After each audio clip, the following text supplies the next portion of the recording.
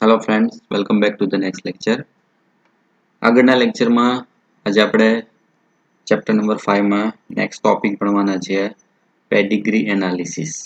Pedigree analysis જે છે એનો મતલબ થશે ગુજરાતીમાં વંશાવળી પૃથ્થકરણ. વંશાવળી પૃથ્થકરણ જે છે એનો મતલબ શું થાય અને એના આધારિત આપણે કેટલાક રોગો જે છે એને સમજવાનો પ્રયત્ન કરશું. બરાબર, એટલે લેટ્સ સ્ટાર્ટ. ટોપિકનું નામ થશે વંશાવળી પૃથ્થકરણ.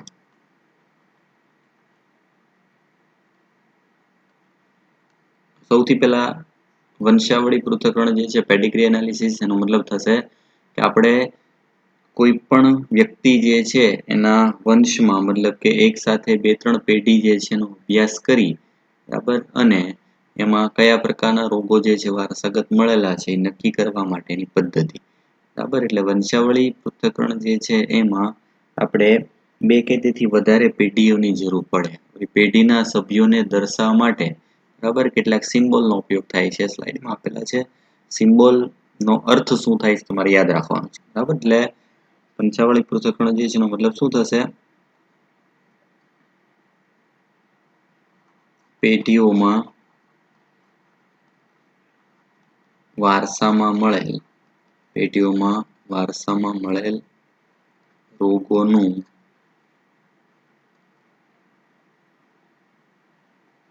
બે થી વધુ પેઢીઓમાં પૃથ્થકરણ કરીને કરવામાં આવતો અભ્યાસ. 2 કે તેથી વધુ પેઢીઓ જે છે એના લોકો જે છે એમાં એને ચોક્કસ સંજ્ઞા દર્શાવી અને એ પેઢીને રજૂ કરવામાં આવે અને એ પેઢીઓમાં રોગો જે છે કે નહીં, બરાબર, એના આપણે દર્શાવવા આવે છે. એટલે એના માટે અલગ અલગ સિમ્બોલ જોઈ લેજો. સિમ્બોલ આપેલો છે, બરાબર. દાખલા તરીકે સામાન્ય રીતે કોઈ પણ વ્યક્તિ જે છે એમાં ખાલી કોઈ પણ બોક્સ, બરાબર, કે પછી ગોળ ચિહ્નો હોય એ સામાન્ય વ્યક્તિ દર્શાવે છે. સામાન્ય વ્યક્તિ અને એના જ બોક્સ જે છે એ રંગીન હોય, બરાબર.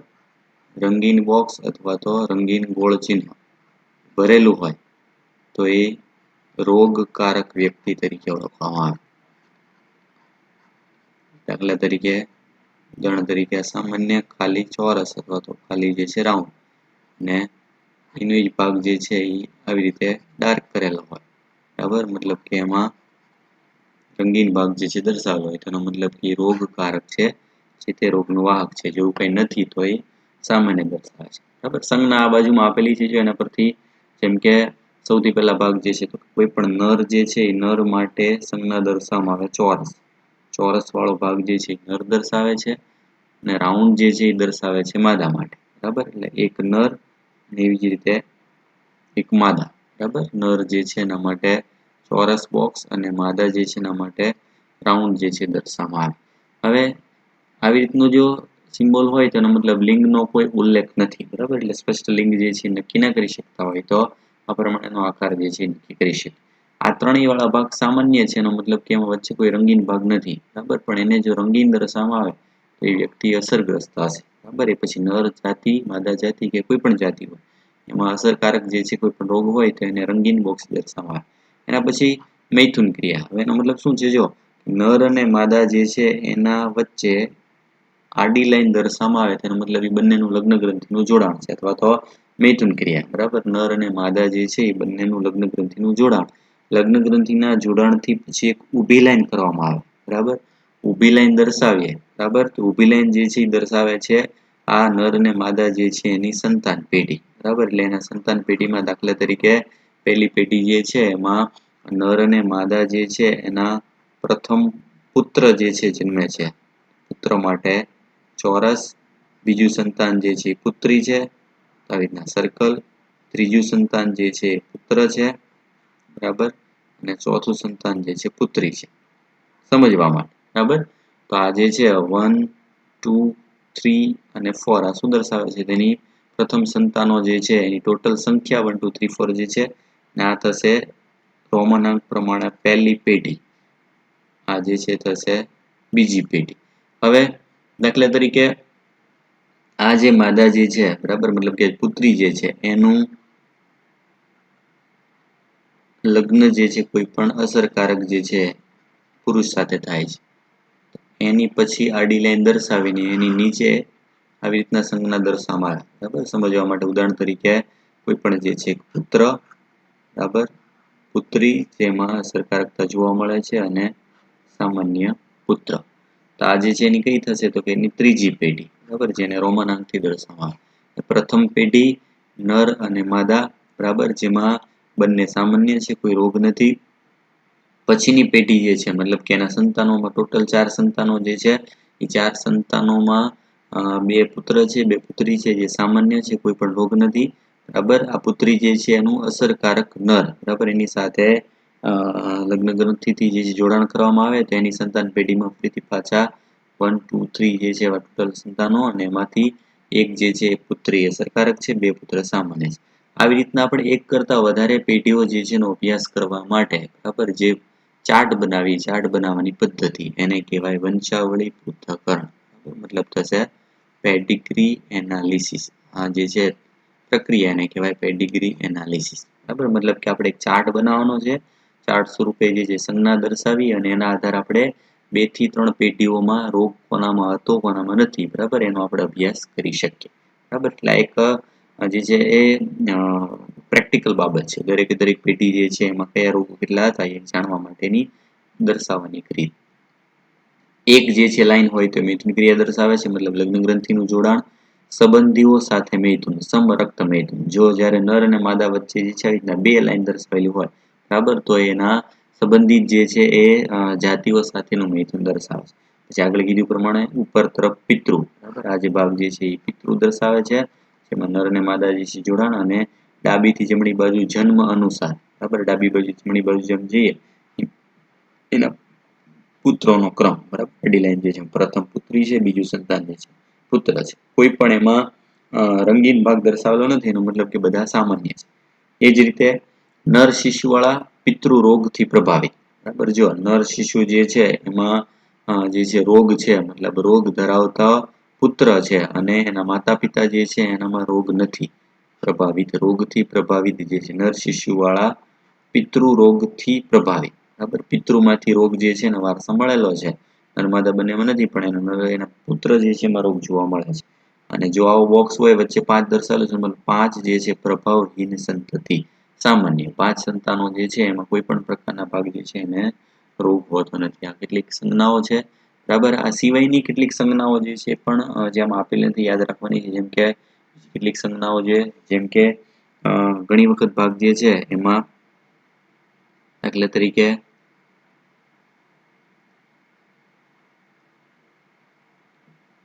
અડધો ભાગ જે છે આવી રીતના દર્શાવેલો, અડધો ભાગ રંગીન હોય, અડધો ભાગ જે છે એ નોર્મલ હશે.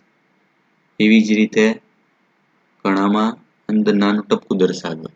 આ જે છે સામાન્ય રીતે ગોળાકાર છે, એનો મતલબ કે આ માદા તરીકે વર્તે છે, પણ આને નામ આપ્યું છે વાહક સ્ત્રી. વાહક સ્ત્રી મતલબ કેરિયર. કેરિયર જે છે એનો મતલબ શું થશે? એવી સ્ત્રી કે જેને, વાહક સ્ત્રીનો મતલબ શું થશે? જેમાં રોગના લક્ષણો દેખાતા નથી.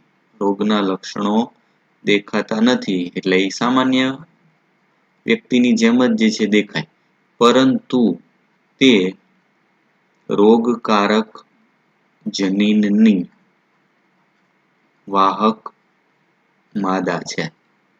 મતલબ શું છે? તો કે એમાં રોગકારક જનીન મળેલું છે, પણ એ જનીન જે છે પ્રચ્છન્ન સ્વરૂપે, મતલબ એની પછીની સંતતિ, એની પછીની પેઢીમાં એ રોગને વારસામાં આપી શકે. એને ખુદને રોગ દેખાતો ન હોય તેવા માટે આવી અડધી સંજ્ઞા જે દર્શાવવામાં આવે. અડધો ભાગ રંગીન હોય, અડધો ભાગ જે છે એમનો હોય. તો વચ્ચેના ભાગમાં જે છે આ સિમ્પલ આવી રીતના ભાગ હોય, અને વચ્ચેના ભાગમાં ખાલી ટૂંકો આવી રીતના દર્શાવેલું હોય. બરાબર, કોઈ પણ સિમ્બોલ જે છે એના ઉપર આવી રીતે ચોકડી મારેલી હોય, બરાબર, એ પછી નર હોય કે માદા એની ઉપર આવી રીતના ચોકડી મારશેલ હોય તો એનો મતલબ એ મૃત્યુ દર્શાવે છે. મતલબ બાળક જે છે અથવા તો સંતાન જે જન્મેલું છે મૃત્યુ પામેલ છે, એ સંતાન જે છે જીવતું નથી. બરાબર. પછી બીજા કેટલાક સંજ્ઞાઓ એવી છે જેમાં દાખલા તરીકે બાળકો જે છે ટ્વિન્સ હોય. ટ્વિન્સ મતલબ જોડિયા બાળકો. જોડિયા બાળકો જે છે એને દર્શાવવા માટે જોડિયા બાળકો બે પ્રકારના હોય. તો એક પ્રકાર જે છે બરાબર એમાં આવી રીતની સંજ્ઞા હશે,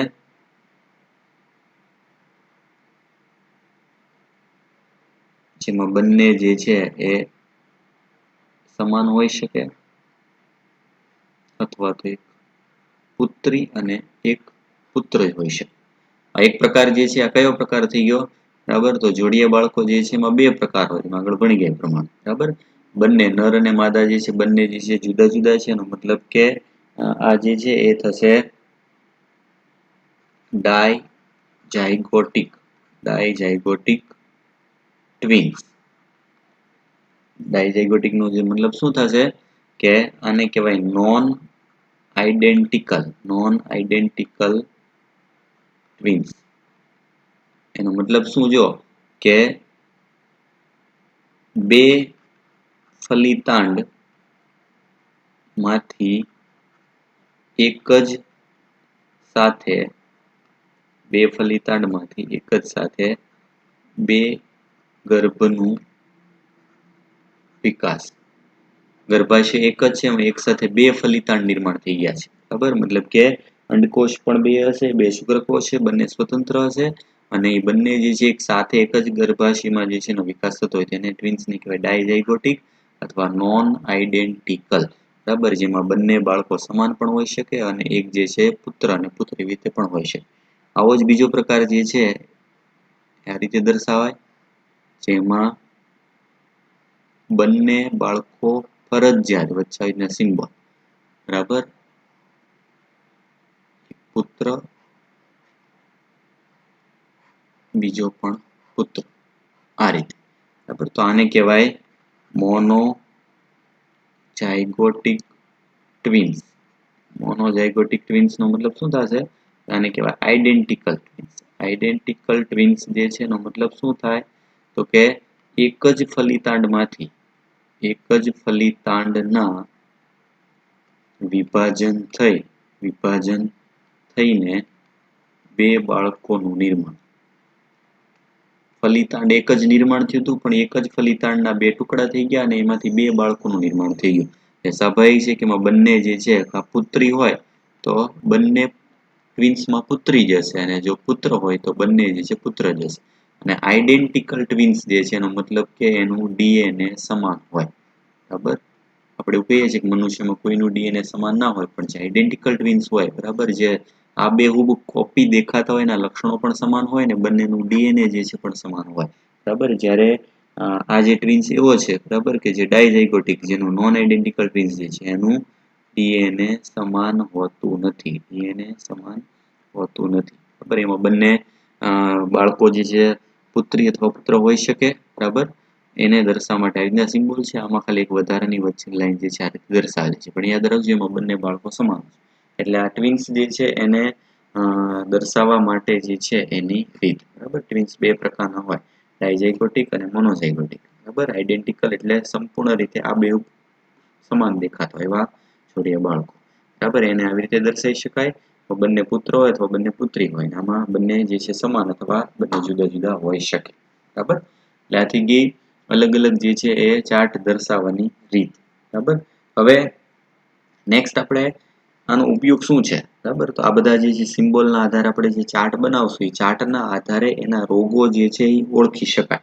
એ રોગો ઓળખવા માટે ટોટલ રોગના પ્રકાર કેટલા છે બરાબર, એ બહુ ઇમ્પોર્ટન્ટ છે. નીટમાં ખૂબ ઇમ્પોર્ટન્ટ, 2 વર્ષથી ક્વેશ્ચન પૂછાણો નથી અને આગળના 2 વર્ષમાં ક્વેશ્ચન રિપીટ થયો હતો, એટલે ક્વેશ્ચન પૂછાવાની સંભાવના જે છે એ વધારે છે. બરાબર. એટલે આપણે નેક્સ્ટ જે છે હવે એના વંશાવળી પૃથ્થકરણ આધારિત કેટલાક જે છે એ રોગો સમજીએ.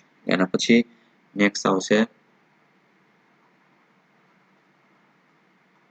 વંશાવળી પૃથ્થકરણ આધારિત રોગ.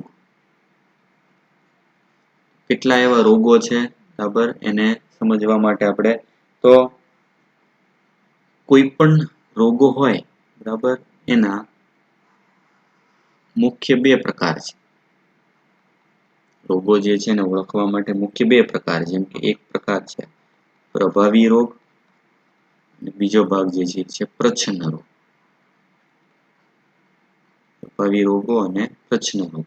પ્રભાવી માટે ઇંગ્લિશ શબ્દ છે ડોમિનન્ટ, બરાબર, મતલબ કે ડોમિનન્ટ જે છે ડિઝીઝ, અને આ જે છે એનો મતલબ શબ્દ છે રિસેસિવ, મતલબ કે રિસેસિવ ડિઝીઝ. પ્રભાવી રોગ અને પ્રચ્છન્ન રોગ જે છે એનો બહુ સિમ્પલ અર્થ શું છે, બરાબર, એ સમજી લેજો.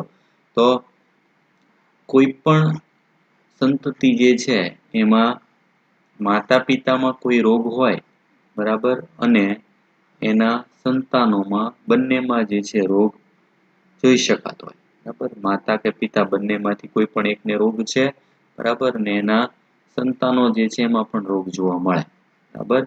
માતા પિતા અસરકારક હોય તો ફરજિયાત એના સંતાનો જે છે એમાં અસરકારક હોય, બરાબર. તેવા રોગોને કહેવાય પ્રભાવી રોગો, બરાબર. જ્યારે પ્રચ્છન્ન રોગો જે છે એમાં શું થાય, તો કે માતા કે પિતા જે છે બરાબર, એમાં આપણને કોઈ રોગ દેખાતો ન હોય, બરાબર, અથવા ન હોય, પરંતુ એના કોઈ પણ સંતાન જે છે એમાં રોગો જોવા મળે, એવા રોગને કહેવાય પ્રચ્છન્ન રોગ, બરાબર. એનો મતલબ આમાં શું થશે, કે પ્રભાવી રોગ જે છે બરાબર, પ્રભાવી રોગમાં અસરકારક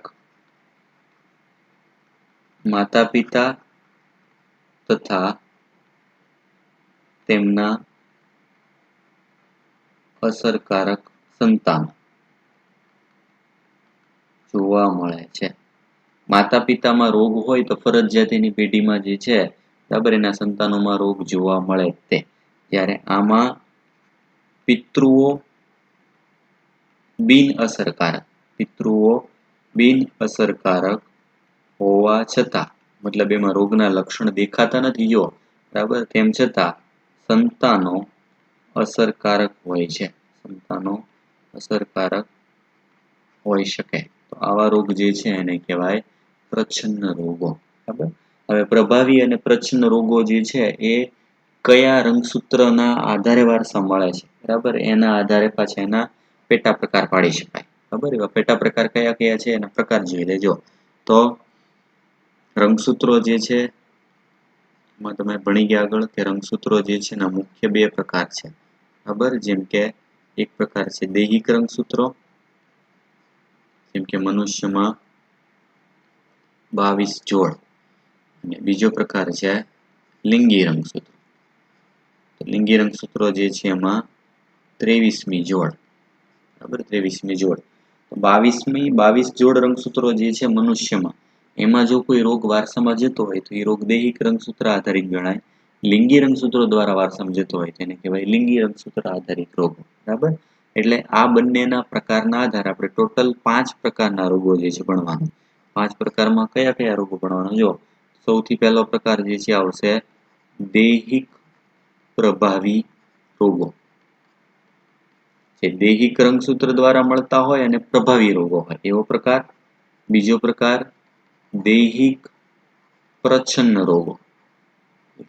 રંગસૂત્રો કયા છે, તો કે દૈહિક, એના દ્વારા વારસા મળે છે, પણ આ પ્રચ્છન્ન જે છે એ રંગસૂત્ર દ્વારા વારસા મળે છે. ત્રીજો પ્રકાર તો કે લિંગી છે. લિંગી રંગસૂત્રમાં બે પ્રકાર હોય, બરાબર, એક્સ અને વાય. તેમાં બે પ્રકાર, એક્સ સંકલિત, મતલબ એક્સ રંગસૂત્ર આધારિત પ્રભાવી રોગો, એક્સ રંગસૂત્ર આધારિત પ્રભાવી રોગો. ચોથો આવશે એક્સ સંકલિત, મતલબ એક્સ રંગસૂત્ર સાથે જોડાયેલું પ્રચ્છન્ન રોગો. અને છેલ્લો ભાગ કયો બીજો, કે વાય રંગસૂત્ર સંકલિત, વાય સંકલિત રોગો, વાય રંગસૂત્ર આધારિત વારસા મળે છે. એટલે આવા ટોટલ આવા 5 પ્રકારના જે છે એ આપણે અલગ અલગ પ્રકાર ભણવાના છે, બરાબર. બધા પ્રકાર જે છે એનો અર્થ સમજી લઈએ, અને બધા પ્રકાર જે છે એની ખાસિયત શું છે. આપણને નીટ જે છે એમાં ક્વેશ્ચન પૂછાય છે કે આવા ચાર્ટ આપેલા હોય, ચાર્ટના આધારે તમારે આ 5 જે છે એમાંથી પ્રકાર ઓળખવાના હોય. 4 ઓપ્શન આપેલા હોય કે આ ચાર્ટમાં રોગ જે દર્શાવેલો છે કયા પ્રકારનો રોગ છે, બરાબર. તો એ રોગો જે છે ને સમજવા માટેની આપણે કેટલીક રીત સમજી લઈએ, અને બધા ભાગ જે છે એની એક એક ખાસિયત જોઈ લે, બરાબર. એટલે ટોટલ 5 પ્રકાર જે છે આપણે એક એક ચાર્ટ પ્રમાણે પણ આગળ અભ્યાસ કરીએ, બરાબર. તો સૌથી પહેલા આ 5 પ્રકારમાંથી કયા પ્રકારનો રોગ જે છે એ આપણે સમજવા માટે એની રીત સમજી લેજો. તો ટોટલ 5 પ્રકાર જે વાળા ભાગ આવ્યા છે એમાં મુખ્ય 4 જે છે એ સમજવા માટે રીત જે છે કઈ રીતે આપણે મેળવી શકાય. જો તો એક રીત છે, આવી રીતે બહુ ટૂંકમાં સમજી શકાય. 100% બધા જ અસરકારક 100% બધા જ અસરકારક સંતતિના પિતૃઓ અસરકારક છે. હવે ક્વેશ્ચન પૂછવાનો છે, તમે ચાર્ટ જુઓ કોઈ પણ, બરાબર. એ ચાર્ટમાં તમારે જોવાનું કે 100% બધા અસરકારક સંતતિ મતલબ કે જે કાંઈ પણ સંતાનો રોગવાળા છે, બરાબર, એના પિતૃઓમાં રોગના લક્ષણ છે કે નહીં, બરાબર.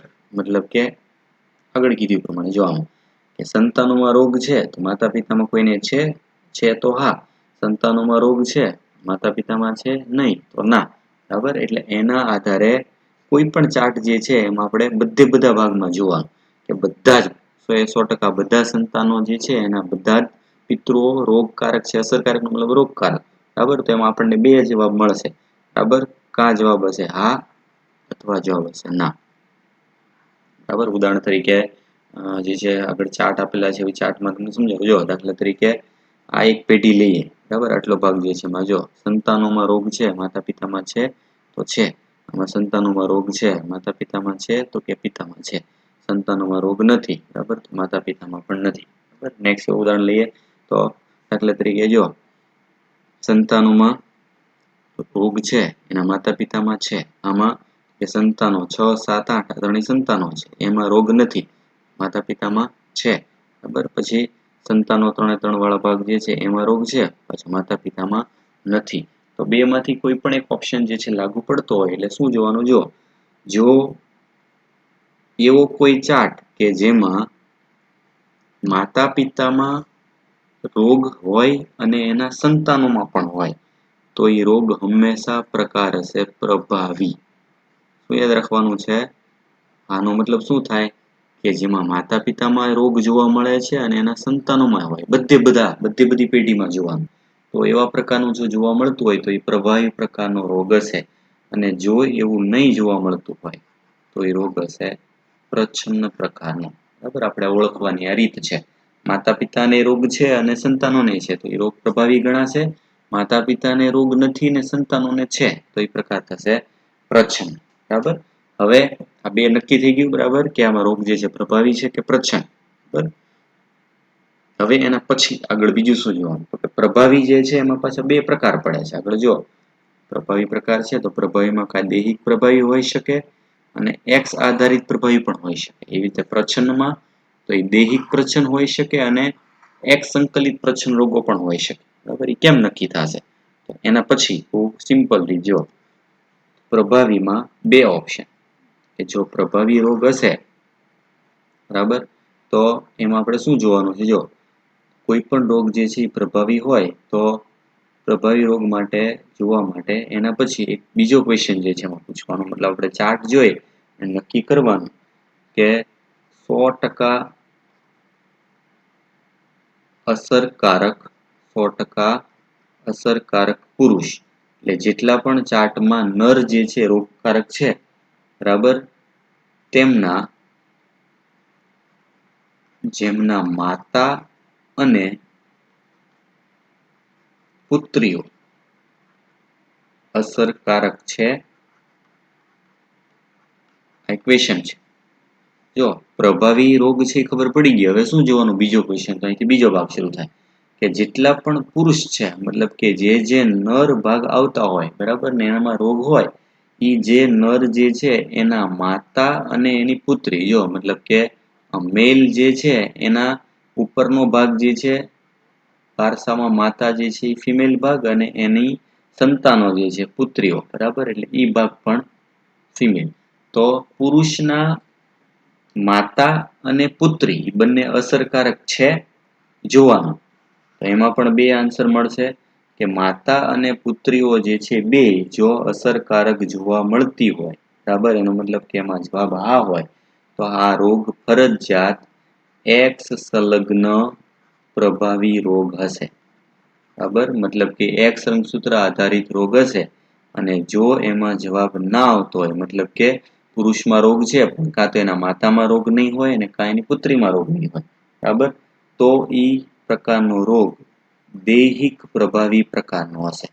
પ્રભાવીમાં બે પ્રકાર, કાંઈ X સંલગ્ન હોય અને કાંઈ દૈહિક પ્રકારનો હોય, બરાબર. એટલે આ એક પ્રકાર થઈ ગયો, બરાબર. આપણે સમજીએ જો કે પુરુષ જે છે, બરાબર, એના માતા રોગવાળા હોવા જોઈએ અને એની પુત્રીઓ જે છે પણ રોગવાળી હોય તો એ થશે X આધારિત પ્રભાવી, અને નહીં હોય એવું તો દૈહિક પ્રભાવી, બરાબર. ઉદાહરણ લઈએ જો, એટલે તરીકે માતા પિતા બંનેને રોગ છે, બરાબર, એના સંતાનો, એમાં આપણે જોવાનું શું ખાલી, તો પહેલું જોઈ લેવાનું માતા પિતામાં રોગ છે તો સંતાનોમાં છે, માતા પિતામાં છે સંતાનોમાં છે, માતા પિતામાં નથી તો આમાં પણ નથી, બરાબર. તો એનો મતલબ કે જ્યારે માતા પિતામાં હોય ત્યારે જ સંતાનોમાં જોવા મળે, બરાબર. એનો મતલબ કે આ રોગ જે છે પ્રભાવી પ્રકારનો છે. પ્રભાવી નક્કી થઈ જાય પછી શું જોવાનું, તો કે કોઈ પણ પુરુષ, જો દાખલા તરીકે આ પુરુષ જોઈએ આપણે જે છે એ પુરુષની માતા અને એની પુત્રી બધા જે છે એમાં રોગ જોવા મળે છે, બરાબર. તો એની માતા જે છે એમાં રોગ જોવા મળે છે, બરાબર, પણ એની પછીની પેઢીમાં આપેલી નથી.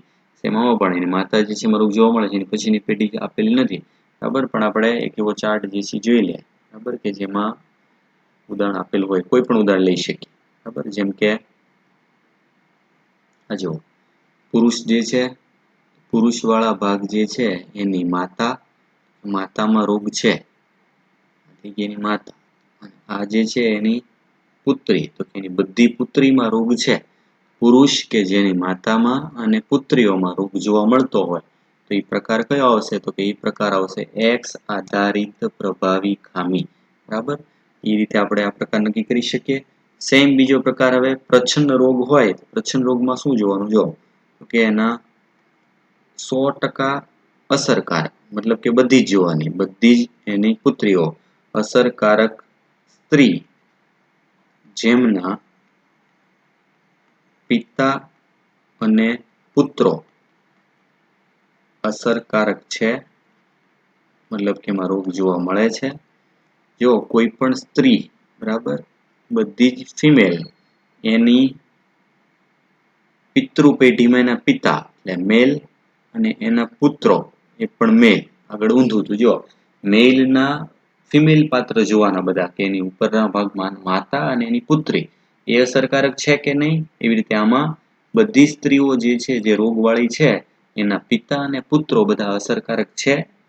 જો અસરકારક જોવા મળતા હોય, મતલબ કે એનો જવાબ હા હોય, તો આ પ્રકાર ફરજિયાત હશે X સંલગ્ન પ્રચ્છન્ન ખામી, બરાબર. ને જો એવું જોવા મળતું નથી તો એ હશે દૈહિક પ્રચ્છન્ન ખામી, દૈહિક પ્રચ્છન્ન ખામી, બરાબર. એટલે આના આધારે આપણે 4 પ્રકાર જે છે, બરાબર, આ ઇમ્પોર્ટન્ટ છે, આના ક્વેશ્ચન નીટમાં પૂછાય છે. ચાર્ટ આપેલો હોય અને ચાર્ટ પરથી 4 પ્રકારના રોગ ઓળખવાના પૂછાય કે આ રોગ કયો છે, ઓળખો. X સંલગ્ન પ્રભાવી છે, દૈહિક પ્રભાવી છે, બરાબર, X સંલગ્ન પ્રચ્છન્ન છે કે દૈહિક પ્રચ્છન્ન ખામી છે. આ 4 માંથી કયો પ્રકાર છે આપણે ચાર્ટના આધારે સમજી શકીએ, બરાબર. એટલે એક એક આપણે ઉદાહરણ લઈએ અને ઉદાહરણને આધારે એની બીજી કેટલીક ખાસિયત શું છે, બરાબર, એ સાથે સમજી લે, બરાબર. એટલે તમને રોગો જે છે એની માહિતી જે સરળતાથી ને મળી શકે, બરાબર. એટલે ખાસ યાદ શું રાખવાનું છે, જો યાદ રાખવા માટે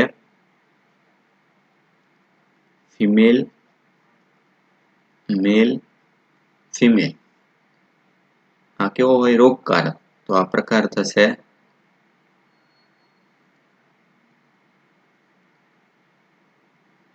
X પ્રભાવી, જો યસ હોય તો, બરાબર, અને નહીં હોય તો થશે દૈહિક પ્રભાવી. જો મેલ મતલબ કે કોઈ પણ પુરુષ, બરાબર, એની આગળની પેઢી એટલે આ શું થાય, એની માતા અને એની પછીની ફિમેલ મતલબ એની પુત્રી, બે પેઢીઓમાં જો બંનેમાં રોગ જોવા મળતા હોય તો એ હંમેશા X પ્રભાવી હશે. જો રોગ જોવા મળતા નથી, બરાબર, તો એ દૈહિક પ્રભાવી હશે. આ એક રીત થઈ ગઈ. બીજો પ્રકાર એનાથી ઊંધું, આવી રીતે, બરાબર, જેમ કે મેલ, ફિમેલ, મેલ, સ્ત્રી, જેની ઉપરની પેઢી જે છે એનો મતલબ મેલ એટલે એના પિતા, પછીની પેઢી એટલે એના પુત્ર. પિતા અને પુત્ર બધામાં જો રોગ જોવા મળતો હોય, બરાબર, મતલબ રોગ જોવા મળે છે, તો એ પ્રકાર હશે એક્સ સંલગ્ન પ્રચ્છન્ન ખામી. અને જો જોવા નથી મળતું તો એનો મતલબ હશે દૈહિક પ્રચ્છન્ન ખામી. બરાબર, એટલે આ જે છે યાદ રાખવા માટેની રીત. બરાબર, તેમ છતાં આપણે જે એક એક પ્રકાર જે છે, બરાબર, એના ચાર્ટ સમજતા જઈએ અને ખાસ કરીને મેઇન એના એક્ઝામ્પલ કયા કયા છે એ જોઈ લે. બરાબર, તેમાં સૌથી પહેલો, બરાબર, સૌથી પહેલો પ્રકાર જે છે ઓટોસોમલ ડોમિનન્ટ. બરાબર, આ પહેલો પ્રકાર થશે ઓટોસોમલ ડોમિનન્ટ. ઓટોસોમલ નો મતલબ થશે દૈહિક ડોમિનન્ટ એટલે પ્રભાવી, દૈહિક પ્રભાવી ખામી. બરાબર, દૈહિક પ્રભાવી જે છે ખામીમાં ખાસિયત શું હોય? બરાબર, તો સૌથી પહેલી ખાસિયત દૈહિક પ્રભાવી જે છે એમાં અસરકારક પિતૃઓ. મેઇન ખાસિયત અસરકારક પિતૃઓના સંતાનો, અસરકારક પિતૃઓના સંતાનો બિન અસરકારક, બિન અસરકારક હોઈ શકે. એનો મતલબ માતા પિતામાં રોગ હોય, બરાબર, તો ફરજિયાત એના બધા પુત્રમાં રોગ હોય એવું જરૂરી નથી. સંતાનો બિન અસરકારક હોઈ શકે. જો દાખલા તરીકે આ માતા, આ જે ભાગ જે છે પિતા, આ માતા, બંનેને રોગ છે, ડાર્ક છે એનો મતલબ બંને રોગ છે, તેમ છતાં એનું સંતાન જે છે એમાં રોગ નથી. એટલે આ જે છે બાબત એના માટે લાગુ પડી શકે. બરાબર, અને પ્રભાવી કઈ રીતે નક્કી થશે? પ્રભાવી માતા પિતામાં રોગ છે, સંતાનોમાં છે. માતા પિતામાં રોગ છે તો કોઈ પણ એક સંતાનમાં છે. આ જે ભાગ જે છે તમે જો આટલો ભાગ, આ એક પેઢી એવી છે કે જેમાં માતા પિતામાં રોગ નથી તો એના કોઈ સંતાનમાં પણ નથી. મતલબ કે જો માતા પિતામાં રોગ હોય તો જ એના સંતાનમાં વારસામાં આવતો હોય તો પ્રકાર પ્રભાવી થશે. અને દૈહિક જે છે એ કઈ રીતે? તો દૈહિક પ્રભાવી જે છે એના માટે આગળ કીધું હતું પ્રમાણે, બરાબર, આમાં ચાર્ટ જે છે એ પ્રમાણે આપેલ નથી પણ આપણે એ પ્રમાણે સમજી શકીએ. દૈહિક પ્રભાવી માટે મેં શું તમને કીધું હતું કે કોઈ પણ જે છે એ પુરુષ હોય, પુરુષ જે છે એની માતા અને એના પુત્રીઓ, બરાબર, એ હંમેશા રોગવાળા હોય તો એક્સ પ્રભાવી થાય, પણ એવું ન હોય, બરાબર, તો એ દૈહિક પ્રભાવી તરીકે વર્તી શકે. બરાબર, ખાસ ઇમ્પોર્ટન્ટ છે એના એક્ઝામ્પલ્સ. બરાબર, કયા કયા રોગો જે છે દૈહિક પ્રભાવી તરીકે વર્તી શકે. બરાબર, તેના ઉદાહરણ તરીકે ઉદાહરણ છે હન્ટિંગ્ટન ડિઝીઝ, અથવા એને હન્ટિંગ્ટન કોરિયા તરીકે પણ ઓળખ્યા છે. બરાબર, હન્ટિંગ્ટન ડિઝીઝ જે છે, બરાબર, એમાં શું થાય તો કે આ એક ચેતાતંત્ર સંબંધિત ખામી છે. ચેતાકોષો નુકસાન પામે, ચેતાકોષો નુકસાન પામે એટલે યાદશક્તિ સંબંધી જે છે ચેતાતંત્ર સંબંધિત ખામી સર્જાય. એમાં હન્ટિંગ્ટન કોરિયા તરીકે પણ ઓળખાય. બીજો રોગ છે એમાં એકોન્ડ્રોપ્લાસિયા. એકોન્ડ્રોપ્લાસિયા, બરાબર, મતલબ સાદી ભાષામાં આપણે એને કહીએ છીએ ઠીંગણાપણું. બરાબર, ઠીંગણાપણું મતલબ એક પ્રકારનું વામનતા. બરાબર, કે જેના હાથ પગ ટૂંકા હોય એનું કદ જે છે એ વધે નહીં. બરાબર, એ પ્રકારનો રોગ એને કહેવાય એકોન્ડ્રોપ્લાસિયા. બરાબર, એના માટે બીજો નામ પણ છે શોર્ટ લિમ્બ ડ્વાર્ફિઝમ.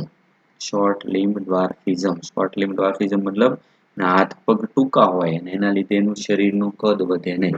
બરાબર, બાકીનો દેખાવ સામાન્ય જે છે વ્યક્તિ જેવો જ હોય પણ એનું કદ વધે નહીં, એની ઊંચાઈ જે છે વધે નહીં. એ રોગનું નામ છે એકોન્ડ્રોપ્લાસિયા. બરાબર, પછી ત્રીજું ઉદાહરણ છે એનું મસ્ક્યુલર ડિસ્ટ્રોફી.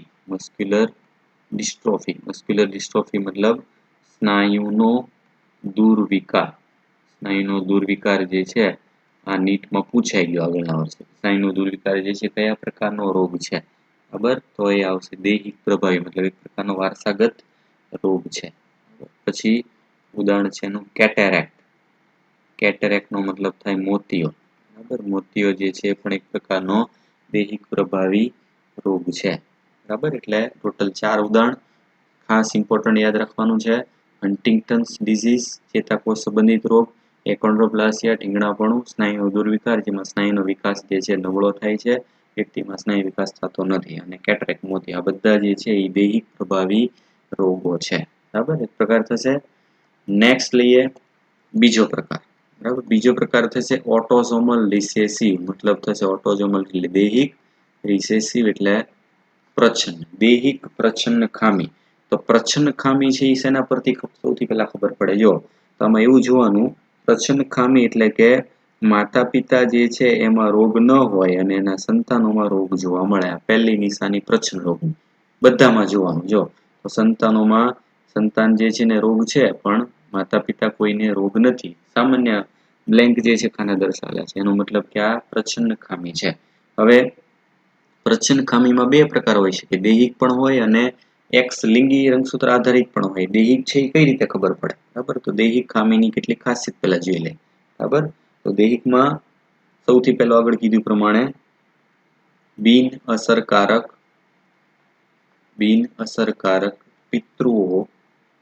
પિતૃના સંતાનો એટલે કે એના બાળકો અસરકારક હોઈ શકે.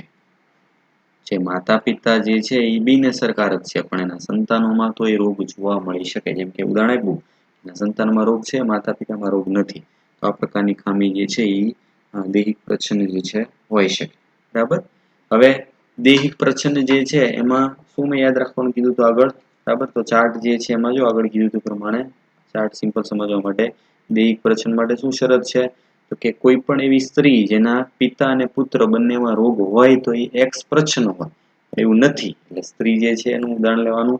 જો દાખલા તરીકે કોઈ પણ જે છે એ સ્ત્રી વાળો ભાગ મતલબ કે ફિમેલ, એની આગળની પેઢી એટલે મેલ, અને એની પછીની પેઢી એટલે આ મેલ. જો પુત્રી જે છે એમાં રોગ છે, એની પછીના પુત્રમાં રોગ છે, પણ એના પિતામાં રોગ નથી. જો અહીંયા રોગ હોત, બરાબર, એવી જ રીતે આ બાજુ પણ લાગુ પડે. બરાબર, આ ફિમેલ જે છે પુત્રી, એના પિતા, તો પિતા જે છે મેલ, એમાં રોગ છે, પણ પછી એની પુત્રી જે છે એટલે આ મેલ, બરાબર, આ ભાગ જે છે એમાં રોગ, મતલબ આ બંને ભાગમાં એકમાં રોગ જોવા મળે છે. જો આ બાજુ પાછું લાગુ પડતું નથી, બધી જગ્યાએ બધા ચાર્ટમાં લાગુ પડતું હોવું જોઈએ. બરાબર, તો એ ભાગ જે છે એક્સ પ્રચ્છન્ન હોય, એટલે આમાં એવું લાગુ નથી પડતું. મતલબ કયો પ્રકાર થશે? નાને આધારે દૈહિક પ્રચ્છન્ન પ્રકારની ખામી. બરાબર ને, પ્રચ્છન્ન ખામી હોય, બરાબર, એટલે એમાં બંને જનીનો જે છે એ સાથે વ્યક્ત થાય તો જ આ પ્રકારની ખામી જોવા મળે. બરાબર, નેક્સ્ટ એના પછી બહુ ઇમ્પોર્ટન્ટ ભાગ જે છે એ છે એના પછીના એક્ઝામ્પલ. કયા પ્રકારની ખામી જે છે એ દૈહિક પ્રચ્છન્ન ખામી તરીકે ઓળખી શકાય? તો ઉદાહરણ યાદ રાખવાનું છે. ઉદાહરણ તરીકે સૌથી પહેલું સિકલ સેલ એનેમિયા, ઘણી બધી વાર આવી ગયું છે, ફરીથી આપણે આગળ ભણવાનું પણ છે. Sickle cell anaemia. બીજો ભાગ થશે સિસ્ટિક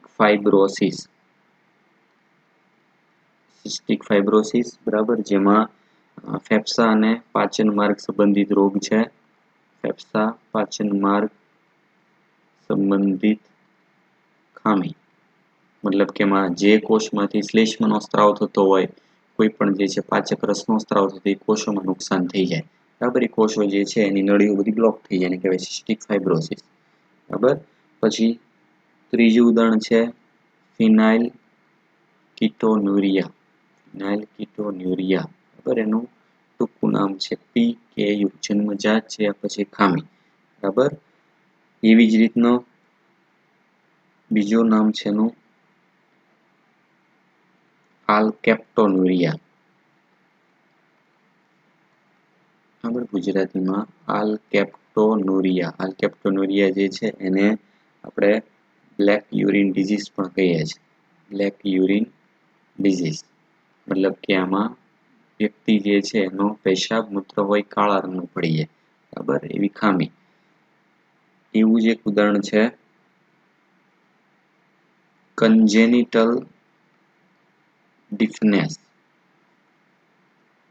એટલે એનું ગુજરાતી શબ્દનો અર્થ થશે જન્મજાત બહેરાપણું. જન્મજાત જે છે એમાં ડીફનેસ મતલબ એ સાંભળી શકવાની ક્ષમતા ન ધરાવતો હોય, બરાબર, એવો રોગ, બરાબર, એને કહેવાય કન્જેનિયલ ડીફનેસ. તો આ બધા ઉદાહરણ જે છે થશે દૈહિક પ્રચ્છન્ન પ્રકારના રોગો, બરાબર. Sickle cell anaemia, cystic fibrosis, phenylketonuria, alkaptonuria, congenital deafness, આ બધા ઉદાહરણ જે છે યાદ રાખવાના છે, બરાબર. અને એના આધારે ક્વેશ્ચન જે છે પૂછાય, સિમ્પલ એમનો પણ ક્વેશ્ચન પૂછે કે સિસ્ટિક ફાઇબ્રોસિસ કયા પ્રકારનો રોગ છે, તો આવશે એમાં દૈહિક પ્રચ્છન્ન. નેક્સ્ટ એના પછી ત્રીજો પ્રકાર લઈએ, એક્સ લિંક ડોમિનન્ટ, મતલબ કે એક્સ સંકલિત પ્રભાવી ખામી. આ એક્સ રંગસૂત્ર દ્વારા વારસામાં મળતો રોગ છે, અને કેવો હતો કે એક્સ રંગસૂત્રમાં પ્રભાવી, મતલબ કે આવું એક રંગસૂત્ર જે છે હાજર હશે તો પણ એનામાં રોગ જોવા મળી શકે, બરાબર. એટલે સૌથી પહેલા જો આપણે એક્સ વાયમાં બહુ સિમ્પલ સમજી શકીએ કે માતા છે તેમાં એક્સ એક્સ બંધાણ હોય, પિતા હોય એમાં એક્સ વાય, એ રીતે બધામાં એક્સ એક્સ, અહીંયા આવશે એક્સ વાય,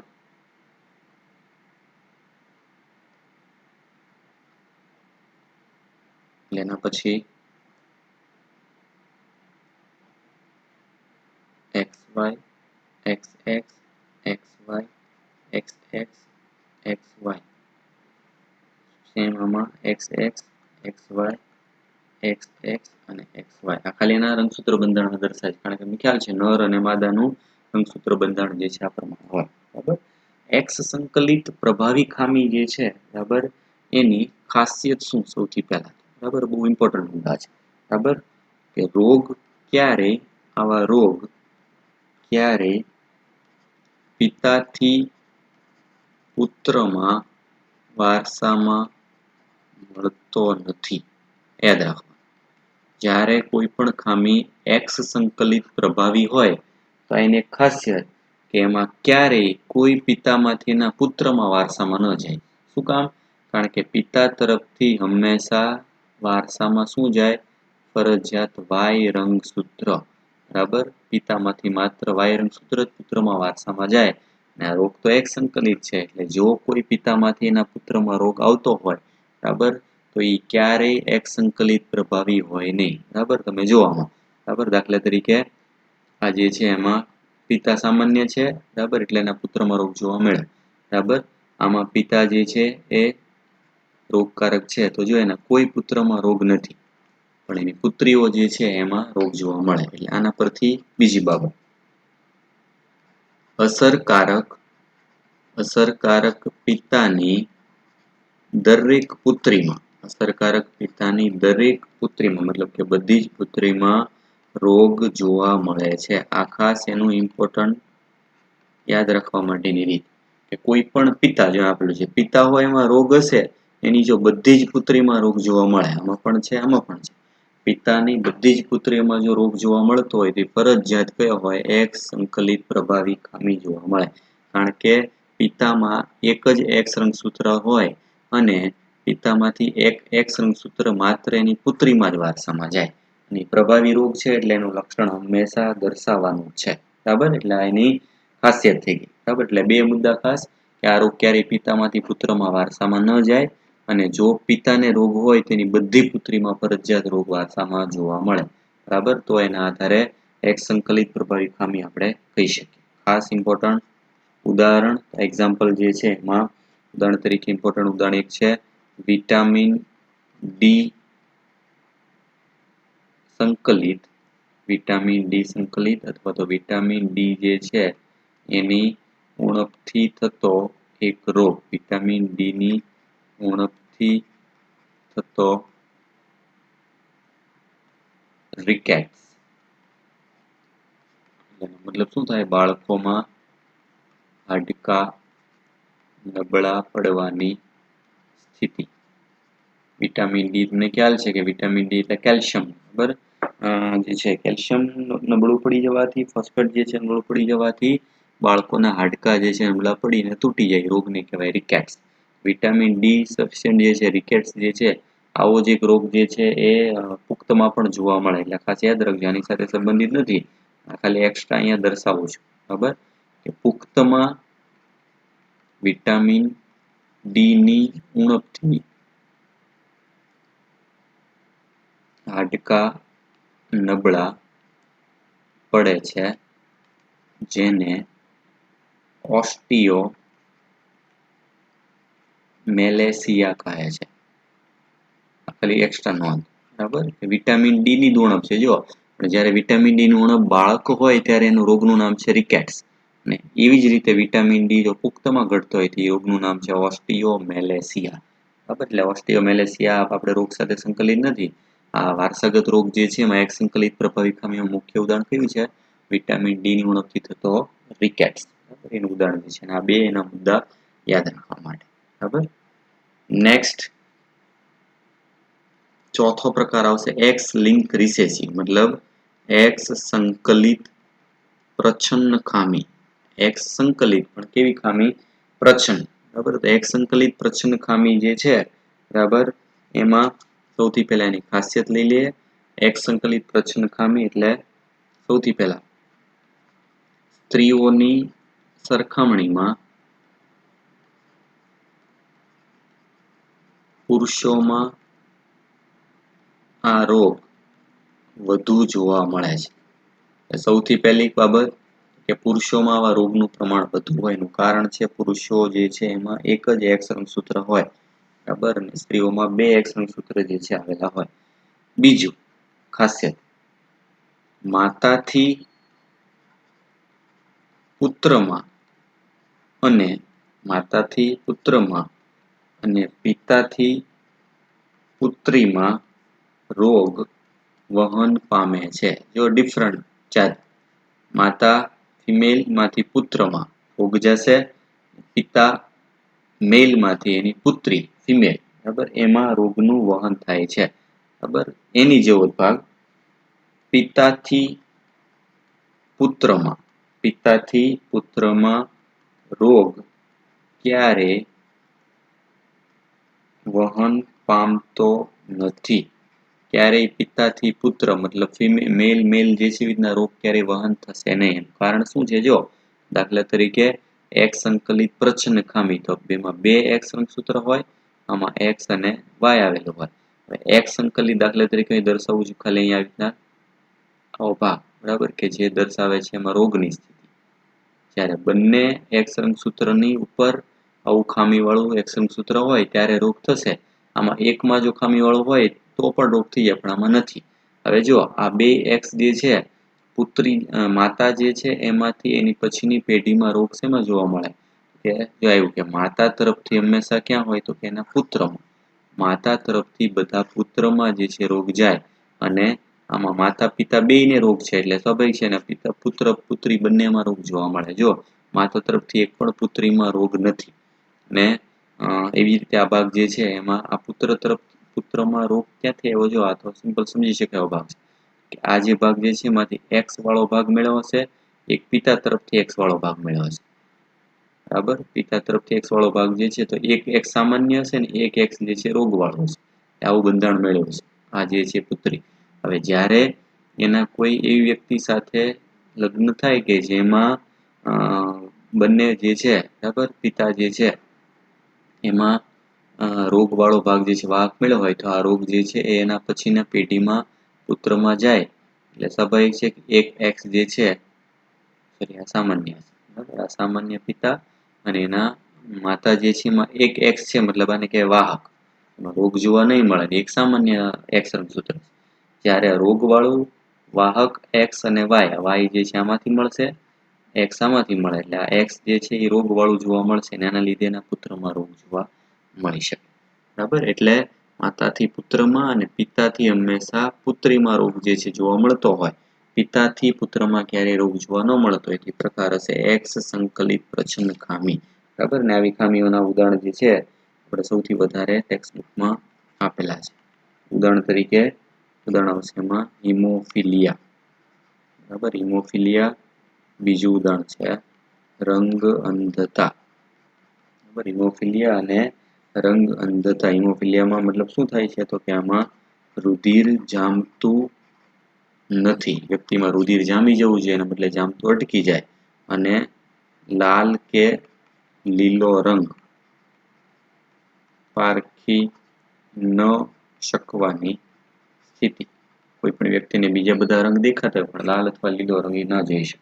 તો એક વારસાગત ખામી છે. અને વારસાગત ખામી એક્સ સંકલિત પ્રચ્છન્ન રંગસૂત્ર જે છે એના લીધે થાય છે. આપણે એક એક સેપરેટ રોગ આગળ ભણશું, બરાબર? ત્યારે તમને એના વિશે વધારે ડિટેલ જે છે માહિતી આપીશ રંગસૂત્ર બંધારણને આધારે. આ રોગ જે છે ઓળખવાની રીત. નેક્સ્ટ છેલ્લો પ્રકાર જે છે એ આવશે પાંચમું, વાય રંગસૂત્ર વાય સંકલિત રોગ. વાય રંગસૂત્ર જે છે એની ખાસિયત શું છે? બહુ સિમ્પલ છે, કારણ કે વાય રંગસૂત્ર શેમાં માત્ર આ રોગ માત્ર નરથી નરમાં વહન પામે છે. કારણ કે આ વાય રંગસૂત્ર માત્ર નરમાં જ હોય. જો પિતા તો પિતાના દરેક પુત્રમાં હશે. બરાબર? પિતાના જેટલા પુત્ર છે બધામાં છે, પુત્રમાંથી પાછા એના પુત્ર જેટલા પણ નર હોય, બરાબર, જેના જો આ સંતાન પેઢી જે છે એમાં રોગ નથી, એનું કારણ શું? એમાં પિતાજી છે એમાં રોગ નથી. જેમાં પિતામાં રોગ હોય એના બધા પુત્રમાં રોગ જોવા મળતો હોય, બરાબર. થી કયો રોગ હોય? વાય સંકલિત રોગ. ઉદાહરણ તરીકે કાન પર વધુ વાળ અથવા તો રૂંવાટી. બરાબર? કાન ઉપર રૂંવાટી જે છે જોવા મળે. એ કાન પર રૂંવાટી એ નરની ખાસિયત છે. નરમાંથી જ નરમાં જે છે વાળ વારસામાં મળે. બરાબર? એટલે આવું લક્ષણ જે છે એ વાય સંકલિત રોગ અથવા તો લક્ષણ ગણી શકાય. જે માત્ર ને માત્ર નરમાંથી નરમાં પિતાથી પુત્ર તરફ જ જે છે વારસામાં મળી શકતો હોય. બરાબર? 5 પ્રકારના રોગો થઈ ગયા. 5 પ્રકાર જે છે એના ખાસ એક્ઝામ્પલ યાદ રાખવાના છે. અને આવી રીતના ચાર્ટ જે છે એનો અભ્યાસ કરવા માટે હવે હું કેટલાક ચાર્ટ જે છે તમને આપું છું, જે તમારે હોમવર્કમાં પ્રેક્ટિસ કરવાના છે. બરાબર? આ જે છે ટેક્સ્ટ બુકમાં આપેલા ભાગ જે છે એના ચાર્ટ દર્શાવેલા છે. જેમ કે પહેલો ભાગ જે છે એ પ્રકાર છે દૈહિક પ્રભાવી ખામી. દૈહિક પ્રભાવી ખામી. બીજો પ્રકાર જે છે દૈહિક પ્રચ્છન્ન ખામી. બરાબર? ટેક્સ્ટ બુકમાં આપેલા. કઈ રીતે? જો માતા પિતામાં રોગ છે એના સંતાનમાં પણ છે. બરાબર? માતા પિતામાં નથી તો સંતાનમાં પણ નથી. એટલે રોગ કયો થાય? પ્રભાવી. પ્રચ્છન્ન એટલે શું? જો તો કે આ જોઈ લો, સંતાનોમાં રોગ છે, માતા પિતામાં નથી. પ્રકાર કયો થઈ ગયો? દૈહિક. બરાબર? પ્રચ્છન્ન. એટલે પ્રભાવી ને પ્રચ્છન્ન જે છે એના ઉદાહરણ પણ એમાં આપેલા છે. દૈહિક પ્રભાવી જે છે એનું ઉદાહરણ આપણે આગળ જે છે પ્રમાણે ઉદાહરણ લઈ લીધા. જો દૈહિક પ્રભાવી રોગ જે છે, બરાબર, એમાં ઉદાહરણ તરીકે sickle cell anaemia, cystic fibrosis, આ બધા ભાગ જે છે આપેલા છે. એમાંનો આ એક રોગ જે છે લીધેલો છે, મસ્ક્યુલર ડિસ્ટ્રોફી, સ્નાયુનો દુર્વિકાર. બરાબર? એટલે આમાં ઉદાહરણ તમારે ટેક્સ્ટ બુકમાં દર્શાવેલો છે. આ જે છે થશે મસ્ક્યુલર ડિસ્ટ્રોફી, સ્નાયુનો દુર્વિકાર. સ્નાયુનો દુર્વિકાર. આ રોગ જે છે એ દૈહિક પ્રભાવિત થશે. આમાં થશે સિકલ સેલ એનેમિયા. એ રોગ જે છે ઉદાહરણ થશે દૈહિક પ્રચ્છન્ન. હવે ટેક્સ્ટ બુકમાં આપેલા ચાર્ટ છે, સીધા ચાર્ટ આપેલા હોય એના આધારે તમને જે છે એ કયા પ્રકારનો રોગ છે એ પૂછી શકે. હવે હોમવર્કમાં આવી રીતના 4 તમને મેં ચાર્ટ આપેલા છે. બરાબર? આ ચારે ચાર ચાર્ટ જે છે એનો વ્યવસ્થિત અભ્યાસ કરજો. બરાબર? આમાં જે રંગીન ભાગ હોય, બરાબર, એ રોગકારક છે. બ્લેન્ક વાળા ભાગ જે છે એ રોગ વિહીન છે, મતલબ સામાન્ય વ્યક્તિ છે. તો આ પહેલો પ્રકાર, બીજો પ્રકાર જે છે, બરાબર, અને ત્રીજો અને ચોથો, આ કયા પ્રકારના ખાલી રોગ જે છે એ તમારે ધ્યાનમાં લેવાના છે. અને ચારે ચાર જે છે એ ચાર્ટના તમારે નામ લખીને જે છે એ મોકલવાના છે હોમવર્કમાં. અને કયા પ્રકારના રોગ છે? દૈહિક પ્રભાવી છે, દૈહિક પ્રચ્છન્ન છે, એક્સ પ્રભાવી છે, એક પ્રચ્છન્ન છે. બરાબર? આ 4 જે છે ટોટલ તમારે હોમવર્કમાં સમજવાનું છે. અને કઈ રીતે જે છે આનો પ્રકાર નક્કી કરી શકાય એની રીત જે છે તમારે લખવાની છે. બરાબર? એટલે ચારે ચારની પ્રેક્ટિસ કરજો. આવી રીતના ક્વેશ્ચન નીટમાં પૂછાય છે. બરાબર? બાકીનો આગળનો ભાગ જે છે હવે એ આપણે આના પછીના નેક્સ્ટ લેક્ચર જે છે એમાં ભણીશું.